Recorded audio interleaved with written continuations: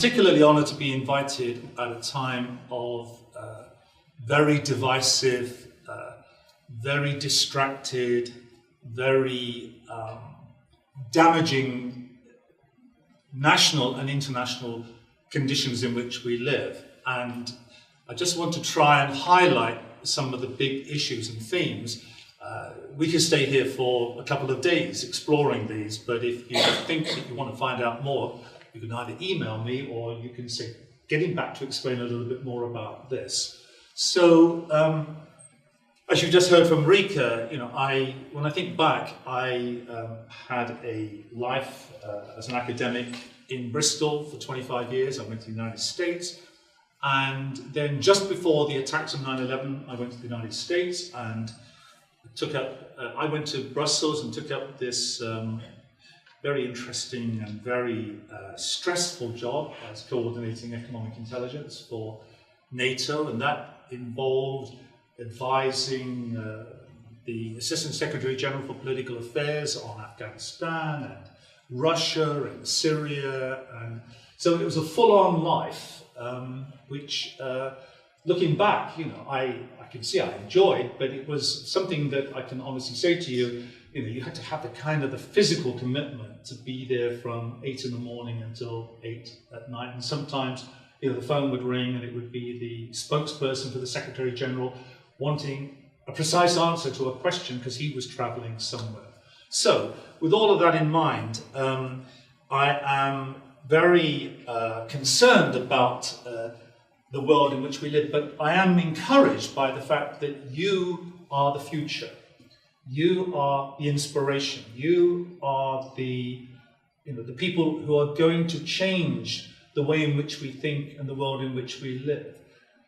If we just take a kind of a parochial national viewpoint, if the next election should be 2022, which is when it's scheduled to be, by that time you will still, most of you, be in your 20s, and you're going to be in a position to begin to change the way people think and do things. I mean, the trouble about the way in which we look at the world now is that we have this kind of disconnection between those who are still governed by analog technology and those like yourselves governed by digital technology, and the way that that makes for kind of interesting and smart thinking.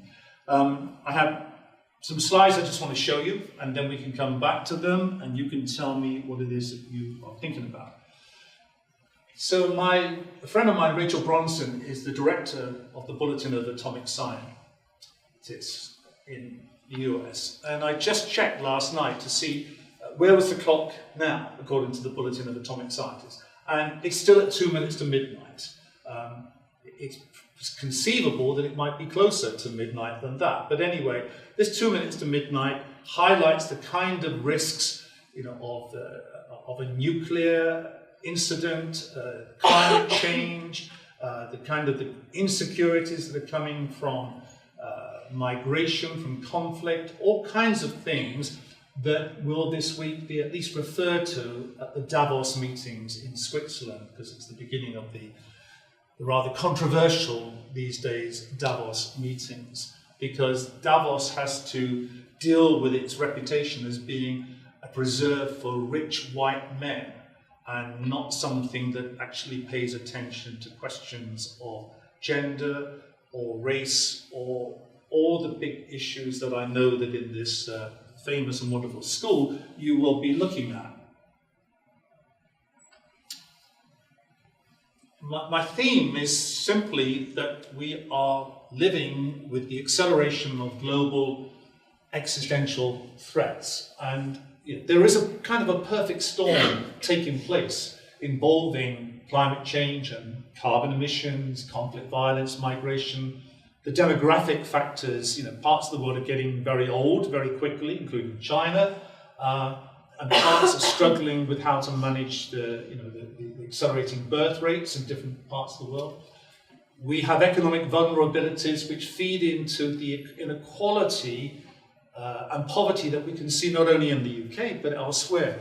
Oxfam have just published a report, the annual report, which is in the Davos meetings, highlighting that only 5% of the world accounts for 50% of its wealth.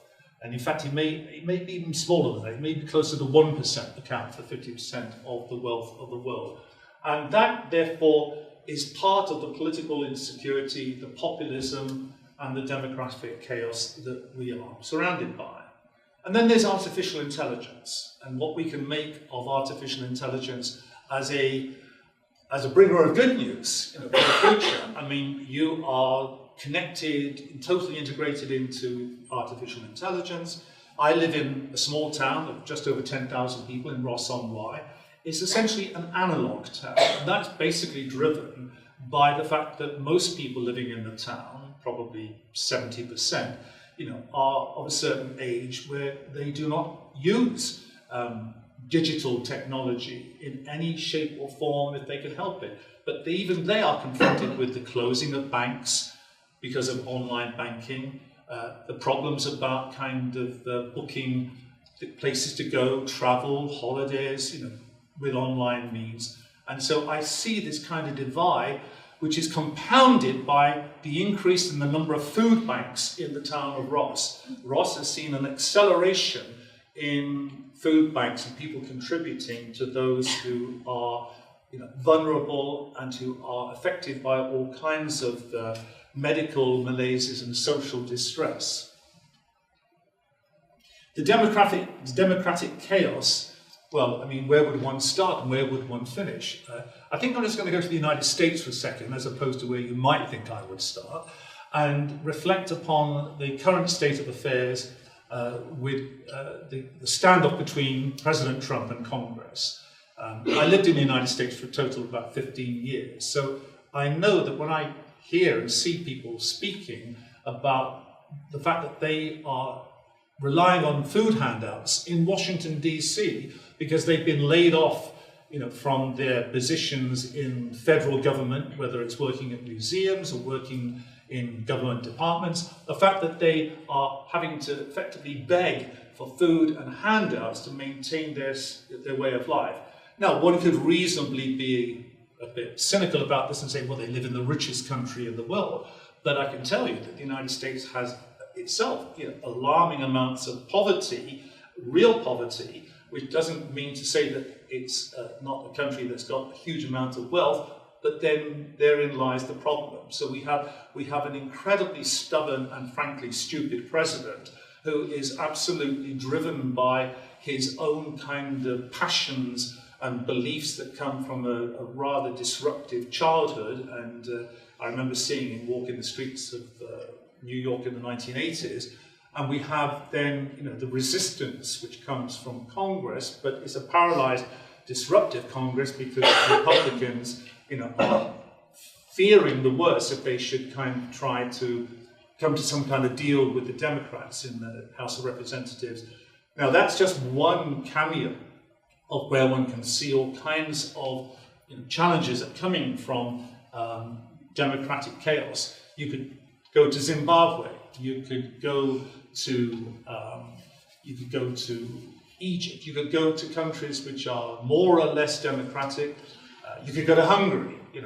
And for me, having been involved with meetings at NATO with all of the 29 member states, one of the really striking things in the last 5 years has been the increase in democratic chaos in the member countries of NATO, sitting around the table where they're supposed to be dealing with how to confront big challenges. And Russia, a democratic state, is a big challenge, and I'll come back to that. It's not by any means the only challenge, but it certainly is a big challenge. The relationship between conflict and migration and climate change is sometimes much more complicated than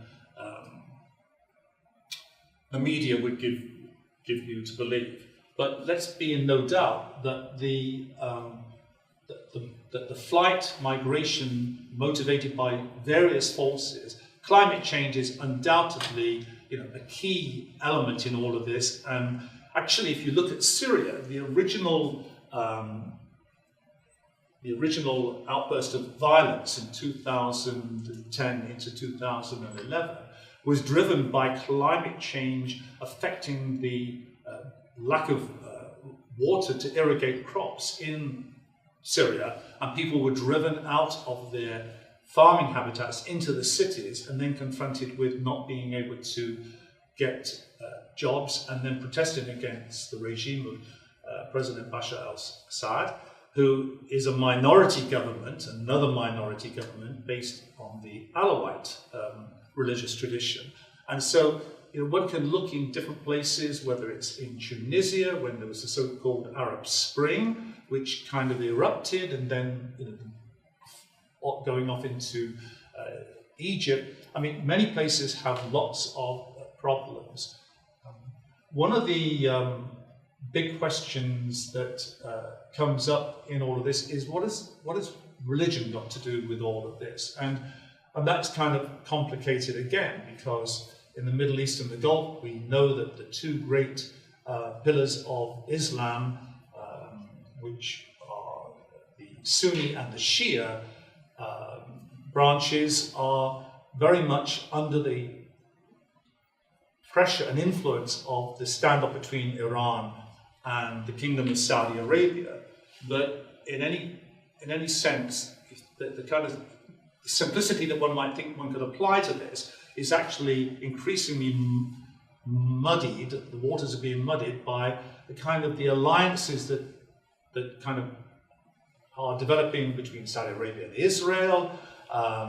Some of the states in the Gulf are against Saudi Arabia, not just the rebels in Yemen. So this is all a very big mess. And going back to a more kind of dramatic example in the United States, for the first time since the beginning of the 20th century, in the United States, people, men of all ages and of all ethnicities, are dying early. And they are dying early because of the impact of opioids, drugs.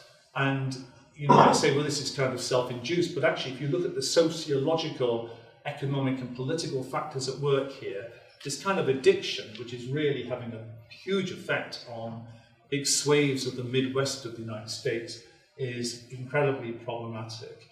I don't need to tell you, distinguished students in the school here at the University of York, about the impact of gender inequality and social inequality and racial inequality and its implications on integration and social disintegration.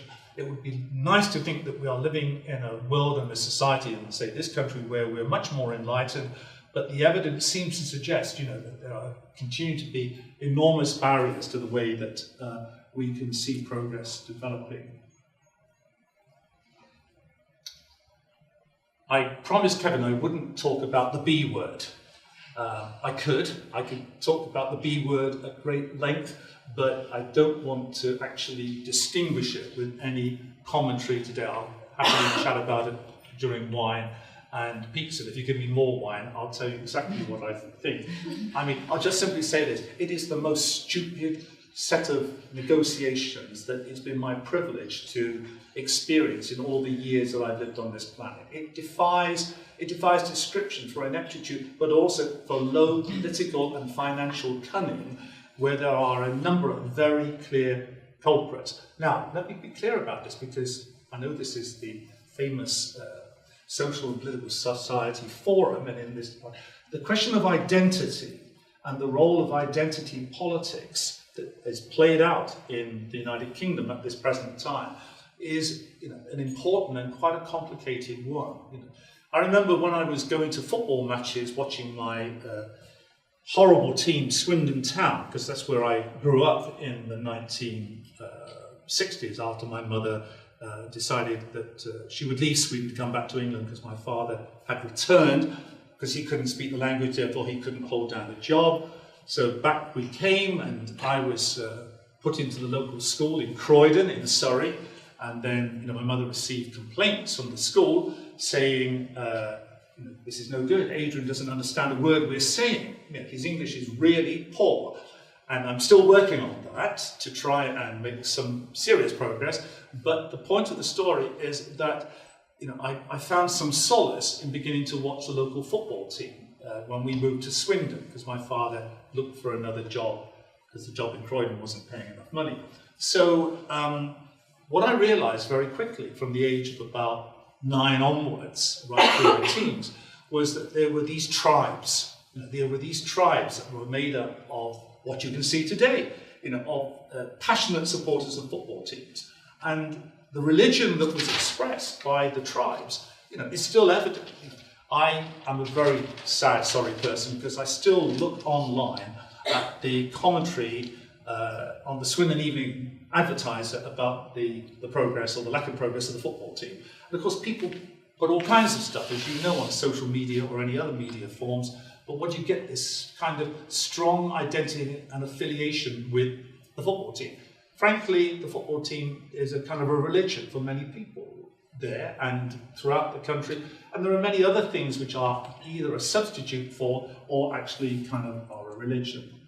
I mentioned Russia earlier. The question of Russia, Ukraine, NATO and the European Union is a very complex one, but it's certainly one of the big challenges that confronts Europe. And that's another reason why strategically I think it's a huge mistake for the United Kingdom to be withdrawing from the European Union. I mean, you might say, well, surely arguments for and against, but what you don't see much of in the discussions is the question of the strategic role of the United Kingdom in Europe now and in the future, and what would be the alternative. I've been reading a book called The Strange Death of Europe by Douglas Murray. I don't know if you're familiar with this book. It's a book about migration and Europe's approach to it right from 20 years ago, maybe longer. So he is unashamedly trying to point out the consequences of migration policies that have evolved in Europe over the past decade particularly. One example which attracts my attention is Sweden. And Sweden, when I lived in Sweden, well, I was too small to remember much about it, but when I kind of went back on family or research visits, so Sweden's ethnic composition was essentially made up of Swedes or people from southeastern Europe escaping from the conflicts in the Balkans, during the period of the 1990s. Now in Malmö, it's probably true that 30% of the population of Malmö, which is the third biggest city, is made up of people whose religion is Islam. And therefore you see a big increase in the number of mosques and a big increase in the provision of schools that will deal with this. But equally you find that Sweden's homogeneity, which my mother, who was unfortunately, but given that she grew up in a kind of a pure Aryan type of society, my mother became very, shall we say, not exactly racist, but she wasn't very appreciative, even when she was being dealt with by doctors in hospital who were distinguished doctors from India or from Bangladesh or from Pakistan. Anyway, my mother typified the way in which you find the conflict evolving in a country like Sweden, which has had historically a reputation for fair-mindedness and tolerance and welfare generosity.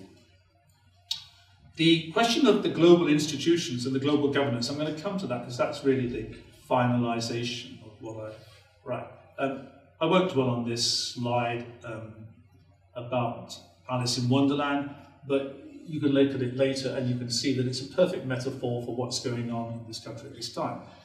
The liberal economic order that came into being in 1944 and thereafter culminated in the setting up of the United Nations, and 70 years ago NATO came into being as well. So there will be all kinds of discussions, criticisms or celebrations about this in the coming months.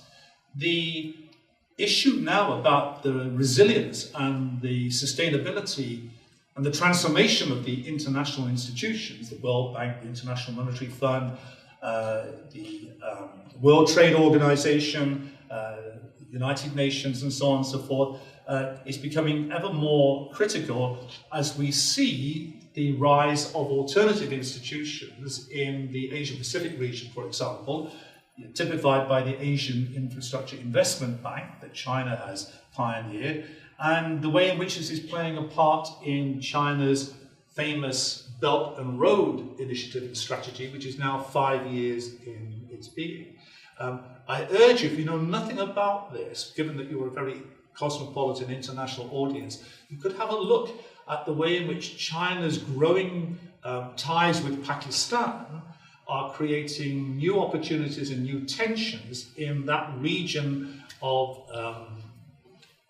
what used to be called the Great Game. This is the region of India, Pakistan, Afghanistan, Central Asia, Iran, Russia. All of these are players in an unfolding game, which frankly we should be paying a lot more attention to, rather than every day for 24 hours a day being bombarded by the latest developments. Oh, that's right, there are no latest developments, but the news is completely consumed by all of this ridiculous attention being paid. You know, I mean, you've only got to do a small litmus test here. You know, you switch on a news broadcast, whether it's radio, TV, what have you, and the big question is there anything else said other than the opening words, Theresa May?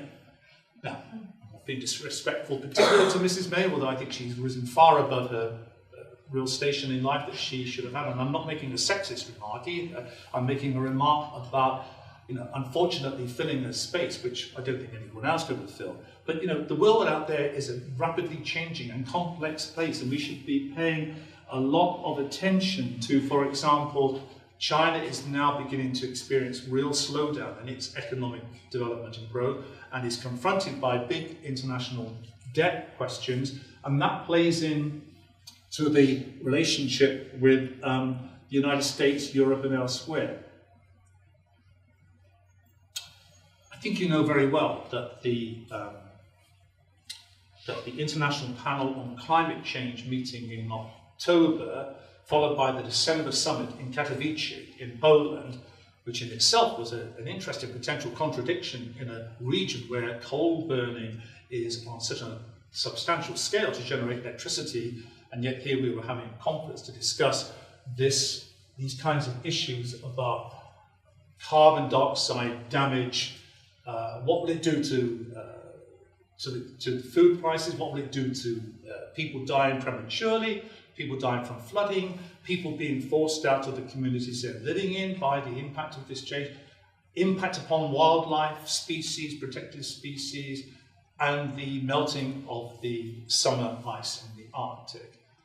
In December, and there was a couple of other papers last year, in the journal Science, there was a really telling paper that looks at the so-called tipping points, in which if you identify they identify 45 real threats to our sustainability as a planet, and the authors suggest that of all of these, I think actually there are 30 things they identify, but 45%, just under 15 of these things they identify are interconnected, so that they actually imply that one problem will lead to tip over into another one.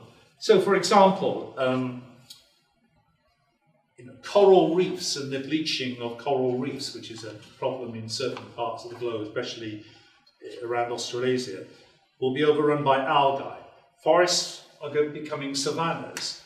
Ice sheets are melting into oceans.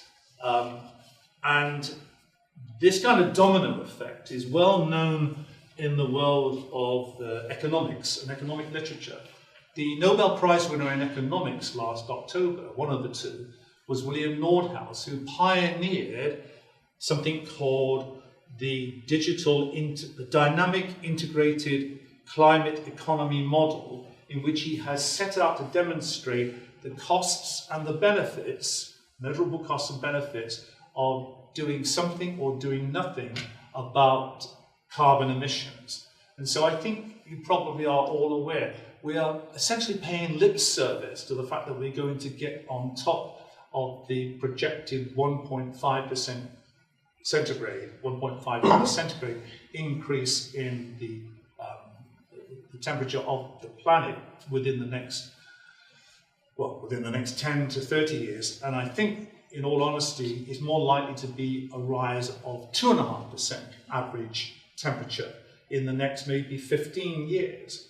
The consequences of this are to be seen in many places. I have a friend who just narrowly missed having their house burnt to a cinder in the California fires. I know people living in Portugal and Greece who were equally, threatened by the big fires last summer. And then we have the great floods, which are, afflicting many regions of the world.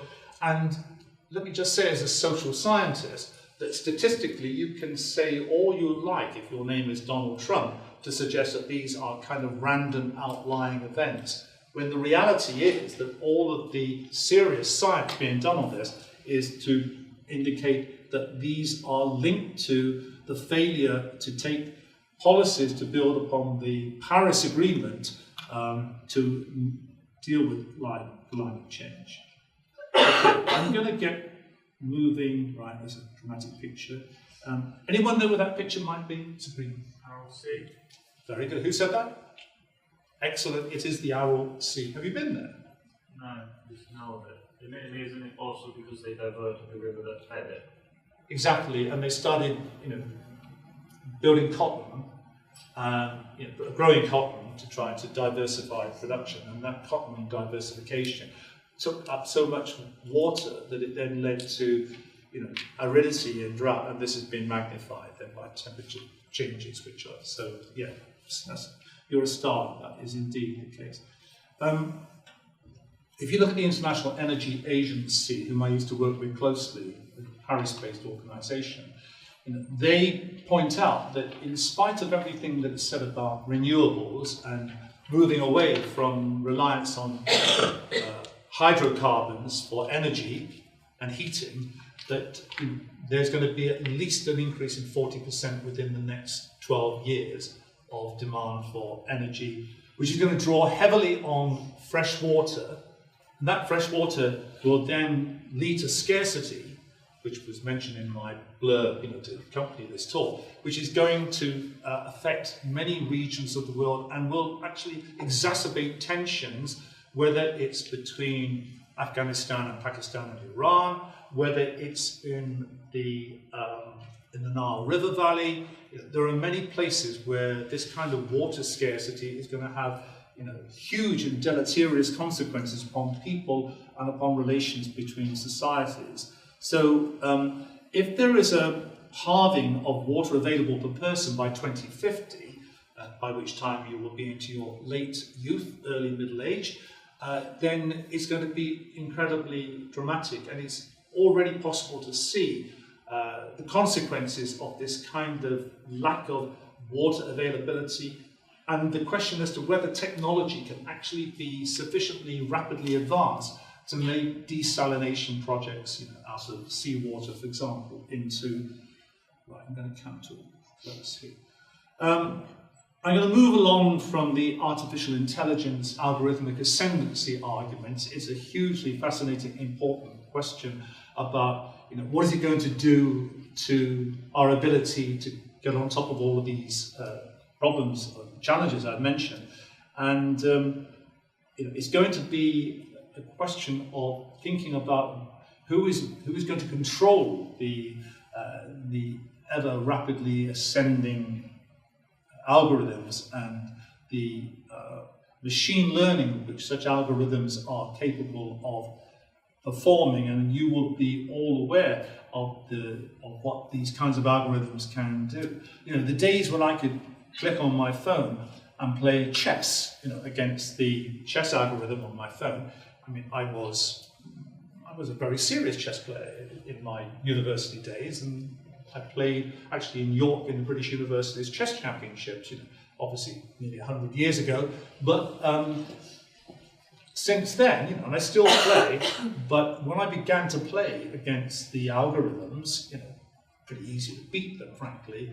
Now they will challenge the world champion, Magnus Carlsen, the incredible young Norwegian, who would have to really struggle and ultimately would not be able to stave off the ability of AlphaZero which is the algorithm which is literally just kind of learns and then applies the learning to how it performs.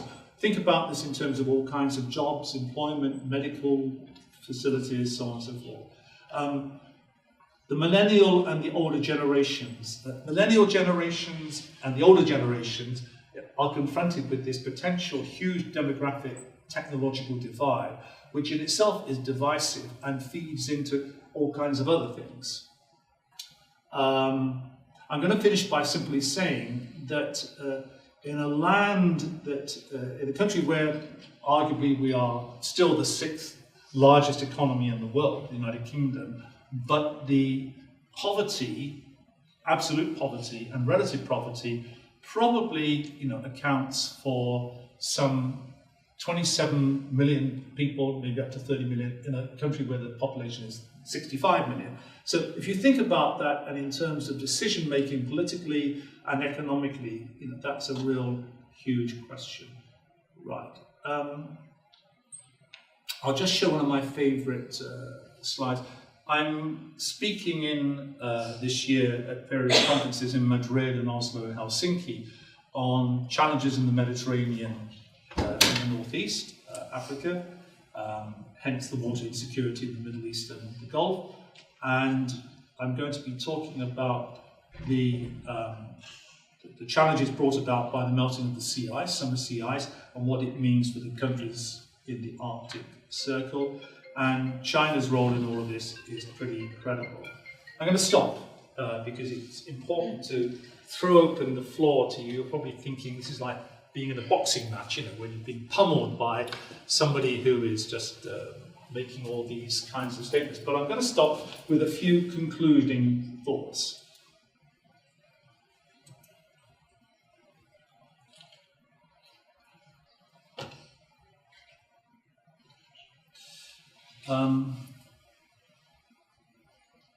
If we want to really be serious, and frankly it's going to be in your hands, if we want to be serious about bringing about a revolution in the way we think about technology, economics and cooperation in all kinds of fields, then we have to think about things such as a sharing economy. We have to think about a new way of interacting and behaving. Now, for some people, this is anathema. Some people think that this is absolutely unacceptable because it's going to imply some kind of interference, which is almost like a kind of a prescription of how people should behave and what we should do in localities and in developing greater economic democracy. And whether or not there is a place for the way that people think about how we should behave with our fellow humans and citizens. But in all honesty, if we don't actually develop these kinds of new ways of thinking, then the old ways of thinking, the old models are going to be redundant in meeting the kind of the challenges that we are facing.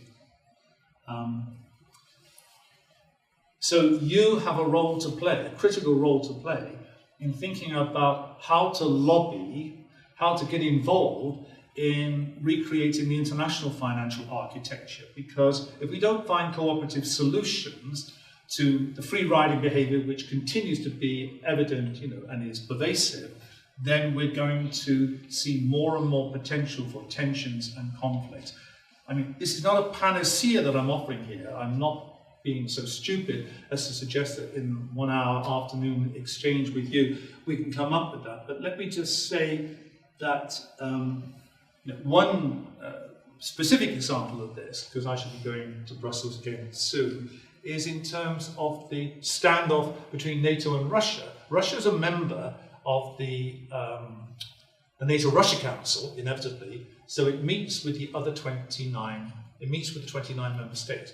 Now, the basis for discussion has been much disrupted, and say discussions have been soured greatly by the whole question about Russia, Ukraine, Crimea, elsewhere.